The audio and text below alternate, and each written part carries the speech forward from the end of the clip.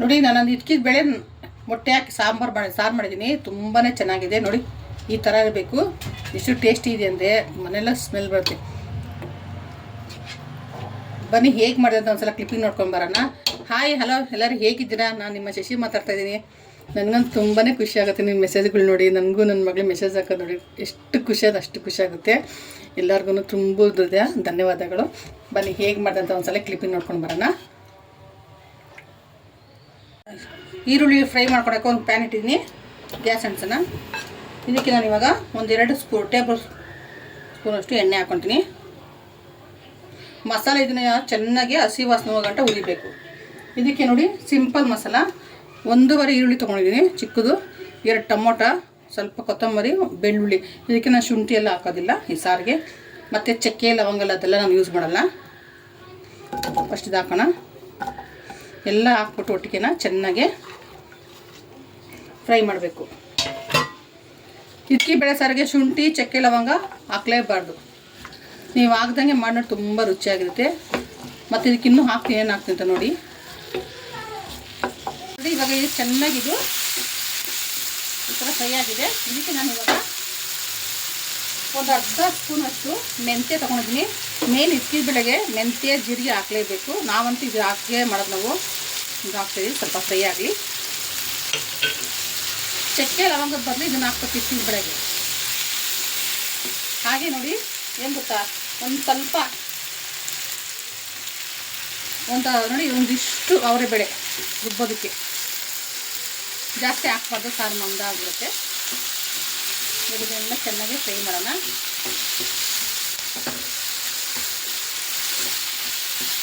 ಇದಕ್ಕೆ ನಾನು ಮಸಾಲೆಗಳು ಹಾಕ್ಕೊತೀನಿ. ನಾನು ಸ್ವಲ್ಪ ಖಾರ ಜಾಸ್ತಿ ಇಕ್ತೀನಿ. 1.5 ಸ್ಪೂನಷ್ಟು ಮೆಣಸಿನ ಪೌಡರ್ ಮತ್ತು ಒಂದು 2 ಸ್ಪೂನಷ್ಟು ನಾನು ಧನಿಯಾ ಪೌಡರ್ ಹಾಕ್ತೀನಿ. ನೋಡಿ 2 ಸ್ಪೂನ್ ಧನಿಯಾ ಪೌಡರ್. ಇದೇ ಥರನೇ ಮಾಡೋದು ನಾವು. ಇವಾಗ ಇದನ್ನು ಚೆನ್ನಾಗಿ ಸ್ವಲ್ಪ ಫ್ರೈ ಮಾಡೋಣ. ನಾವು ಪುಡಿ ಮಾಡಿಸ್ಬೇಕಾದ್ರೆ ಧನ್ಯ ಹುರಿದು ಮಾಡಿಸಿರ್ತೀವಿ. ಮತ್ತು ನಾವು ಡಬ್ಬದಲ್ಲೆಲ್ಲ ಹಾಕಿ ನಾವು 1 ತಿಂಗಳು 2 ತಿಂಗಳು ಆಗಿರುತ್ತಲ್ಲ, ಸ್ವಲ್ಪ ಅದು ಫ್ಲೇವರೆಲ್ಲ ಹೋಗಿರುತ್ತೆ. ಅದಕ್ಕೆ ಮಾಡಬೇಕು, ಈ ಥರ ನಾವು ಫ್ರೈ ಮಾಡಬೇಕು. ಆ ಸ್ಮೆಲ್ ನಮಗೆ ಬರುತ್ತೆ, ಘಮ ಸ್ಮೆಲ್ಲು. ನಾನು ಎಲ್ಲ ಸಾರಿಗೂ ಮಟನ್ ಸಾರಿಗೆಲ್ಲ ಇದೇ ಥರ ಮಾಡೋದು. ಆದರೆ ನಾನು ಜಾಸ್ತಿ ಮಟನ್ ಸಾರಿಗೆ ನಾಟಿ ಕೋಳಿ ಸಾರಿಗೆಲ್ಲ ಧನ್ಯ ರುಬ್ಬಿ ಮಾಡೋದು. ನಾನು ಈ ಥರ ಸಾರುಗಳಿಗೆ ಈ ಥರ ಪೌಡ್ರ್ ಹಾಕ್ತೀನಿ. ಇವಾಗ ಇದಕ್ಕೆ ನಾನು ಗ್ರೇಟರ್ ಕಾಯಿ ತುರಿದ ಮೇಲೆ ಇಟ್ಬಿಟ್ಟಿದ್ದೀನಿ. ನಾನು ಗ್ರೇಟರಲ್ಲಿ ತುರಿದೀನಿ ನೋಡಿ. ಫ್ರೆಶ್ಶು ತೆಂಗಿನಕಾಯಿ ಒಂದು ಬಟ್ಲಷ್ಟು. ಇಷ್ಟೇ ಸಿಂಪಲ್ ಮಸಾಲ, ಅದು ತುಂಬ ಟೇಸ್ಟ್ ಇರುತ್ತೆ. ಇದಕ್ಕೆ ಪುದೀನ ಅದೆಲ್ಲ ಹಾಕೋದು ಬೇಡ. ಸ್ವಲ್ಪ ಬಾಡಿಸ್ಬಿಟ್ಟು ಕೈ ಹಾಕ್ಬಿಟ್ರೆ ಸಾಕು. ಅದು ಇನ್ನೊಂದು ನೀಟಾಗಿದು ಎಲ್ಲ ಕ್ಲಿಯರಾಗಿ ತಣ್ಣಗೆ ಹಾಕಬೇಕು. ಆವಾಗಲೇ ಇದು ಮಸಾಲೆ ಹಾಕಬೇಕು. ಇದು ರೆಡಿಯಾಗಿದೆ. ಇದು ಸ್ಟವ್ ಹಾಕ್ಕೊಂಡ್ಬಿಟ್ಟು ತಣ್ಣಗಾದ್ಮೇಲೆ ಮಿಕ್ಸಿ ಹಾಕ್ಕೊಂಡು ಪಾತ್ರೆ ಇಟ್ಟಿದ್ದೀನಿ ನಾನು. ಇದಕ್ಕೆ ನಾನು ಒಂದು 4 ಟೇಬಲ್ ಸ್ಪೂನಷ್ಟು ಎಣ್ಣೆ ಹಾಕ್ಕೊತೀನಿ. ಜಾಸ್ತಿ ಬೇಡ, ಇದಕ್ಕೆ ಇಷ್ಟು ಎಣ್ಣೆ ಸಾಕು. ಇದು ಸ್ವಲ್ಪ ಎಣ್ಣೆ ಸ್ಪೂನಷ್ಟು ಸಾಸಿವೆ ಸಿಗ್ಲಿಕ್ಕೈತೆ. ಇದಕ್ಕೆ ನಾನು ಒಂದು ಅರ್ಧ ಈರುಳ್ಳಿ, ಸ್ವಲ್ಪ ಕರಿಬೇವು,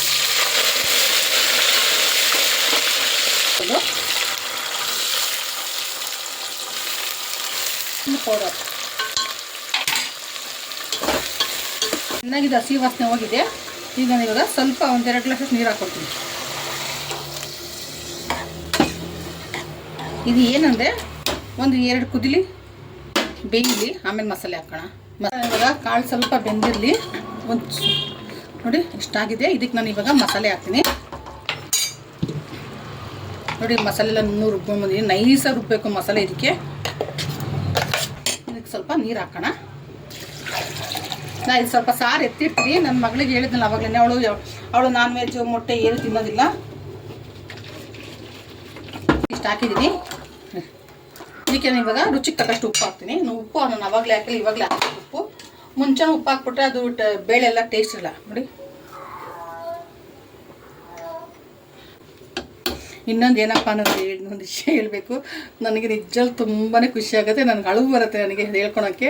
ನಾನು ಇವಾಗ ಜಸ್ಟ್ ನನ್ನ ಮೊಬೈಲ್ ತೆಗೆದು ನೋಡಿದೆ. ನನ್ನ ಮಗಳು ಲಾಸ್ಟ್ ಟೈಮು ಬರ್ಡೇದಾಗ ಒಂದು ವೀಡಿಯೋ ಹಾಕಿದ್ಲಿ ಇವತ್ತು. ಎಷ್ಟು ಜನ ಒಳ್ಳೊಳ್ಳೆ ಕಮೆಂಟ್ಸ್ ಹಾಕಿದ್ದೀರಾ ನನಗೂ ನನ್ನ ಮಗಳಿಗೂ. ಆಮೇಲೆ ನನ್ನ ಚಾನಲ್ ಕೂಡ ತುಂಬ ಜನ ಸಬ್ಸ್ಕ್ರೈಬ್ ಮಾಡ್ಕೊಂಡಿದ್ದಾರೆ. ತುಂಬಾ ಖುಷಿಯಾಗುತ್ತೆ. ಎಲ್ಲರಿಗೂ ಧನ್ಯವಾದಗಳು. ನನ್ನ ಒಡ ಹುಟ್ಟೋರು, ನನ್ನ ಬಂಧು ಬಳಗ ನನಗೆ ಹಾರೈಸಿಲ್ಲ ಅಂದರು ನನಗೆ ನನ್ನ ಸುತ್ತಮುತ್ತ ಇರೋ ಜನ ಹಾರೈಸ್ತಾರೆ. ನನ್ನ ಯೂಟ್ಯೂಬ್ ಜನ ನನಗೂ ನನ್ನ ಮಗಳಿಗೆ ತುಂಬಾ ಹಾರೈಸಿದ್ದೀರಾ. ತುಂಬಾ ಎಲ್ಲ ಖುಷಿಯಾಗುತ್ತೆ. ಒಂದೊಂದ್ಸಲ ಹೇಳ್ತೀನಿ ಎಲ್ಲರಿಗೂ ತುಂಬಿರುತ್ತೆ ಧನ್ಯವಾದಗಳು. ನನಗೂ ನನ್ನ ಮಗಳು ಒಳ್ಳೊಳ್ಳೆ ಕಮೆಂಟ್ಸ್ ಹಾಕಿದ್ದಾರೆ. ಅದೊಂದೇ ನನಗೆ ಖುಷಿ. ಅಷ್ಟು ನನಗೆ ಹೇಳ್ಕೊಂಡು ಹೋಗೋಷ್ಟು ಖುಷಿ ಆಗುತ್ತೆ. ನನಗೆ ತುಂಬ ಬೇಜಾರಲ್ಲಿದ್ದೆ ನನಗೆ ಇವತ್ತೊಂದು ಹಾಸ್ಪಿಟ್ಲಿದೆ. ಇವತ್ತು ನಾನು ಹೋಗಬೇಕು. ಇದು ಮಾಡಿಬಿಟ್ಟು ನಾನು ಹೋಗೋಣ ಅಂದ್ಕೊಂಡಿದ್ದೀನಿ. ನನಗೆ ಇದು ಮಾಡಿಬಿಟ್ಟು ನನಗೆ ಒಂದು ಟ್ರೀಟ್ಮೆಂಟ್ ಇದೆ, ಅದು ಮುಗಿಸ್ಕೊಂಡು ಬರ್ತೀನಿ. ಅದೆಲ್ಲ ನಾನು ಇದು ನೋಡಿಕೊಳ್ಳಿ, ನನಗೆ ಈ ಮೆಸೇಜ್ ನೋಡಿಕೊಳ್ಳಿ ನನಗೆಲ್ಲನೂ ಮರ್ತೇ ಬಿಟ್ಟೆ ನಾನು. ತುಂಬ ಖುಷಿ ಆಗುತ್ತೆ. ಇನ್ನೊಂದ್ಸಲ ಎಲ್ಲರಿಗೂ ಧನ್ಯವಾದಗಳು. ತುಂಬ ಥ್ಯಾಂಕ್ಸ್. ಚೆನ್ನಾಗಿ ಕುಯ್ತಾ ಇರ್ತೀವಿ. ನಾನು ಒಂದೊಂದೇ ಮೊಟ್ಟೆ ಹೊಡೆದಾಕ್ತೀನಿ.